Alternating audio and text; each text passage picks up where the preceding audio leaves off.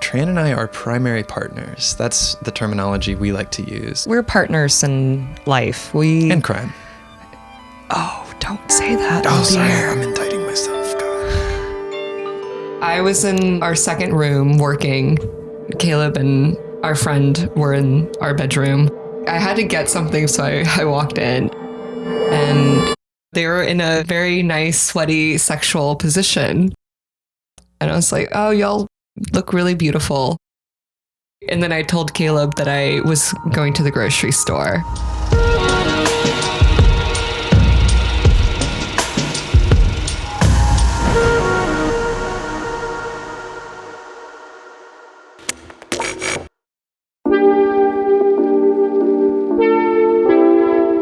Caleb and I moved to Brooklyn about 5 years ago.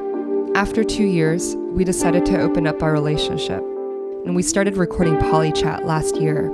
We wanted to share our experiences with other people considering or currently living the same sort of adventure, and take the taboo out of talking about polyamory.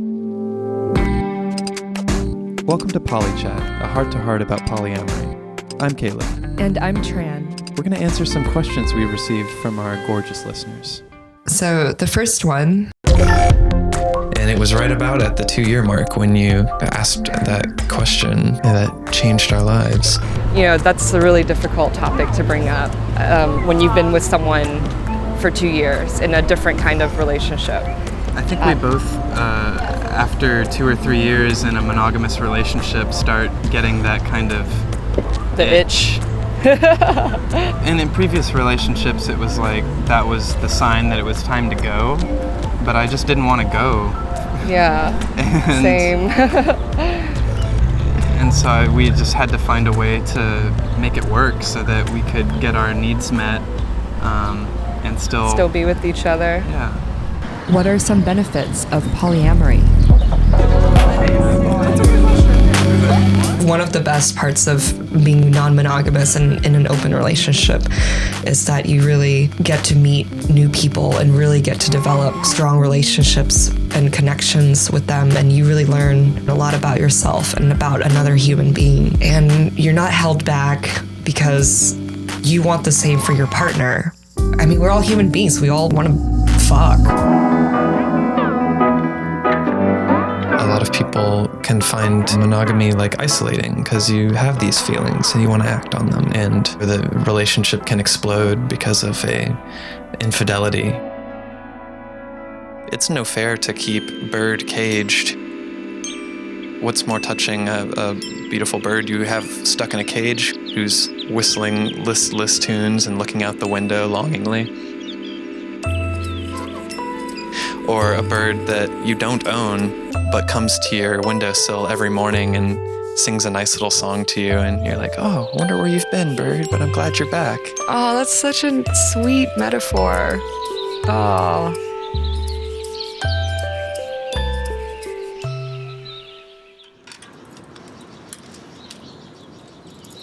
Maybe we can check our OkCupids. Oh, a guy looked at me. Oh. I think. 5'10". Yeah, I think it's a guy. He looks like a Yeah, it's a dude. shaved head. But let's see yours. Your messages. Oh, so this guy wrote me. We had a one-night stand, but I'm not interested in seeing him. Is there something specifically that made you not attracted to him? I mean, he was just kind of on the shorter side. Now I sound really, now He was it's very vertically vain. challenged. OkCupid is very increasingly poly-focused. It's easier when you have a profile with text that says, hey, I'm in a loving, open relationship, and this is what I'm looking for. Right, because that might be a deal breaker. Yeah, I got such bad messages today. Oh, did you? Yeah. What's the worst one? Let's not waste each other's time. I'm not looking for a long-term relationship. We can eat whatever you want, then end it in the hotel. It's just a generic message that he sends to any female. Yeah, that's a copy-paste job for sure. Totally, yeah. I'm not clicking on his profile though. No, just so. don't give him the satisfaction. Wow, you're almost full. Yeah, I My messages are gotta start deleting stuff. not in danger of filling up my inbox anytime soon. How did you get past feeling worried she would leave you for someone or think they're a better lover or even person? Lastly, through the thorax. That would be a deep breath. Well, there's always going to be someone better than you, you know? The first night that she goes out on a date, you feel really awful and bunched up inside, and I know that's happened to me. Me too. I was worried a lot at the beginning of our relationship when you were starting to meet cool, interesting women. Jealousy is like a method of avoiding other feelings that are perhaps scarier. If Caleb ever met somebody who he really got along well with and wanted more with that person, you know, we'll cross that bridge when we get to it.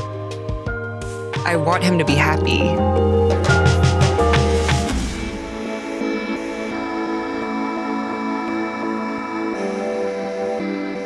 Like I was saying before, I've just always felt poly. Yeah, but didn't know how to express it immediately. Yeah. And now I feel like I can express it in a really healthy way. This is Sebi. Hi. We met on OkCupid. I'm also poly. Being able to meet the person who Caleb has dated, is dating, it makes me feel so much better. You know, he comes back from a date, then he tells me, I talked about you a lot and you would really like her, and I usually do. It's really a shared experience when we come back together after a date. Yeah, and talking with each other and, you know, sharing sumptuous details of the night when we've had an opportunity to be with other people. It's hard to miss somebody when they're always there. So it's really nice in an odd sort of way to miss Tran and get to come back and get that rush of good feeling when you see your partner after being away for a while.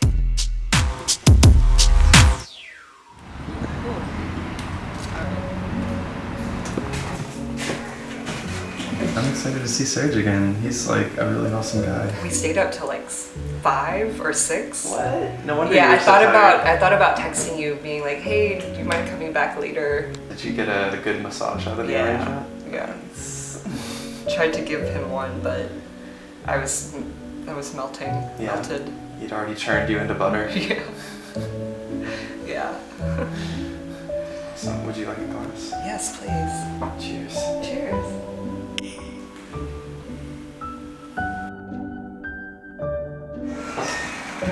Hey there. What's this, Serge?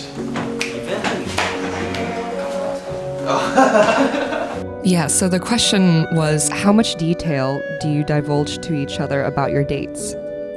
People want different degrees of disclosure. Like, you may want to know that they're going on a date, but you don't want to know how long he went down on you for, right? How many times I came. It was insane. It was just like a fountain. I initially was jealous of hearing about these details. I decided instead of keeping that as a fear, I would just lean into it. But maybe while Tran and I are having sex, we might divulge some more intimate details. I've definitely become more open to hearing more and more details, and it definitely turns me on now. Couple weekends ago, we had a really fun time with someone you're dating, Caleb. Didn't end in a threesome. It doesn't have to. Yeah, it doesn't have to. Doesn't have to. Just can hang out platonically, and it's totally cool. good old-fashioned fun. Good old-fashioned friends. Dude, there's a lot of hot dudes at this bar. I don't know about the girls. Yeah? Yeah, have you You seen? got your eye on some people? No, I mean I'm just glancing. Just casually appraising the hotties in the vicinity? Yeah, just admiring. I'm looking at 2 prime suspects right now. That was one of our first rules where we said, oh, we're not going to date friends. Yeah, off limits. Because but we might become emotionally attached. It's like, And then what do we do? Turns out that's not terrible. Like who? Yeah, Mimi. Oh, that was the remember girl Mimi? like you. Yeah, you hooked up with that time, right? Yeah, she sent me this beautiful picture today of her like crouching naked in Prospect Yeah, Park. like she does that. Oh, do you want to see? Okay. I think monogamy is off the table for me. I find it very limiting, and I think it's just a stifling way to be, and I think it's been problematic for me in previous relationships and causes like resentment. Building someone up to be your everything, it's a lot of pressure, and I think that is a really tough bill to fill, and I don't know that that's realistic. Oh God, that's something else. That's Tran and me. That's something else. He just has like a lot of genitalia. Oh God. And emotional attachments are really lovely and good. We have had some experiences with friends that have brought us, I feel, closer together as friends and as a, loving community of people. I think as long as everyone is on the same page about, from us and what we want from them, it turns out really well.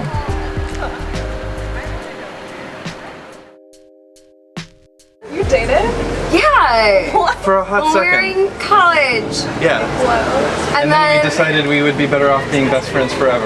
No, he left me at a party while we went there on his fucking scooter. I met Caleb when he was a photographer at the Daily Texan and I was a designer there. We actually dated for a little bit. Did you not realize that I was vodka? No. Disgusting. Spit it back in and I'll drink it. Oh God, Caleb. I'm sorry, I didn't know it was, I thought it was water. Caleb, you should have assumed it's not. It happens. How long did you hold that? It sanitizes itself, right?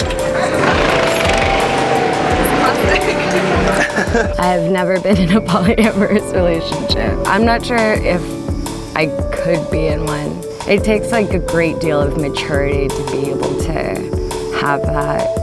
I feel like I would get very territorial.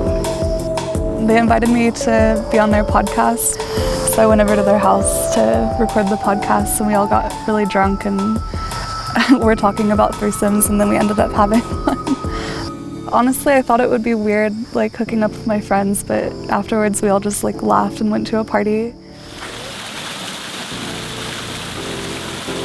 I'd be open to a polyamorous relationship, but I feel like a lot of men aren't. My ex-boyfriend would never go for that, and most guys that I know wouldn't. I don't know, they let people in without like judgment or without like expectation or anticipation. Create bonds with people that are more than just fucking. It's about like, how can I learn from somebody on like an intimate level?